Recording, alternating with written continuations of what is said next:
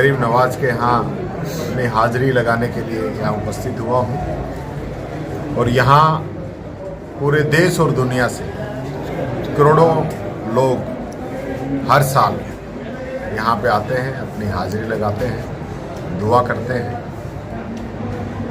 और मैं भी आज यहाँ पे यही दुआ करने आया हूँ कि पूरे प्रदेश में, देश में, दुनिया में प्यार, प्रेम, भाईचारा रहे, अमन, चैन, प्यार, प्रेम और सौहार्द हम सब लोगों का बना रहे। जो इस देश की सबसे बड़ी खूबसूरती है वो है इस देश का संविधान। और संविधान ये कहता है कि हम सब लोग इस गुलिस्ता के अलग अलग रंग के फूल हैं, सब लोग मिलके ही एक जो गुलिस्ता बनता है वो हमारा हिंदुस्तान है। तो आज मैं यही दुआ करूँगा कि देश के अंदर आज जो नफरती ताकतें हैं, जो भाई को भाई से लड़ाने का काम करती है, जो इंसान और इंसान के अंदर भेद करती है, किसी के साथ सामाजिक रूप से, किसी के साथ राजनीतिक रूप से, किसी के साथ आर्थिक रूप से, उन सभी को सही राह आने वाले समय में मिले।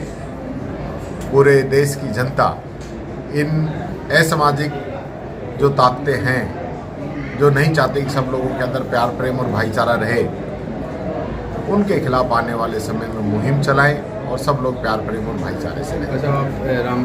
कि भारतीय जनता पार्टी और आरएसएस की इतनी घटिया सोच हो सकती है हम दलितों के प्रति कि आज मैं नेता प्रतिपक्ष 66 विधायकों का प्रतिनिधित्व करता हूं। मेरे बारे में ही बीजेपी की ये सोच है तो आम पब्लिक के बारे में क्या सोचोगे। देश के गृह मंत्री कहते हैं कि क्या अम्बेडकर लगा रखा है। इतनी बार तो भगवान का नाम लेते तो 7 पुश्ते जो है तर जाती। तो जहाँ देश के गृह मंत्री की ऐसी सोच हो तो भारतीय जनता पार्टी की जो सोच है वो तो सबके सामने है ही। कांग्रेस का क्या मानते हैं? हमने किया था, इंदिरा जी वाला प्रदर्शन किया था, उससे पहले कोटा के अंदर बिजली पानी को लेके किया था, उससे पहले नीट परीक्षाओं के अंदर जो धांधली हुई थी उसको लेके किया था। आपका एक मैटर था, हमारे राष्ट्रीय अध्यक्ष मल्लिकार्जुन खड़गे जी बोल गए, राहुल गांधी जी बोल गए, हमारे आदरणीय गहलोत साहब, पायलट साहब, डोटासरा जी, प्रदेश के सभी आम पब्लिक ने, 36 बिरादरी ने, सब ने इसमें आवाज़ उठाई है। ये बात किसने कह दी कि भाई हम कोई लोग बोले नहीं इसमें। सरकार का साल इस सरकार का मैं समझता हूँ कि अगर आप बाहर जाके देखेंगे तो यहीं आपको पता चल जाएगा कि सरकार ने क्या काम किया है। डबल इंजन का नाम लेके, झूठ का सहारा लेके ये सरकार सत्ता के अंदर आई और हालत ये है, कहीं ERCP का जिक्र कर रहे हैं, कहीं यमुना जल का जिक्र कर रहे हैं, कहीं किसान को सम्मान निधि देने की बात कर रहे हैं, लेकिन धरातल पे कोई चीज़ें नहीं है। चुनाव में कह रहे थे कि हम डीजल पेट्रोल की जो कीमतें हैं हरियाणा के बराबर कर देंगे, किसान सम्मान निधि 12,000 रुपये कर देंगे, गेहूं का समर्थन मूल्य 2700 रुपये कर देंगे, बाजरे की खरीद कर देंगे। लेकिन आज ये सब मुद्दे गायब हो गए, धरातल पे कोई बात ही नहीं है। फिर ERCP लेके आए, उसके लिए आज धरातल पे कोई काम नहीं है। यमुना समझौते की बात कर रहे थे, उसके लिए कोई धरातल पे कोई बात नहीं है।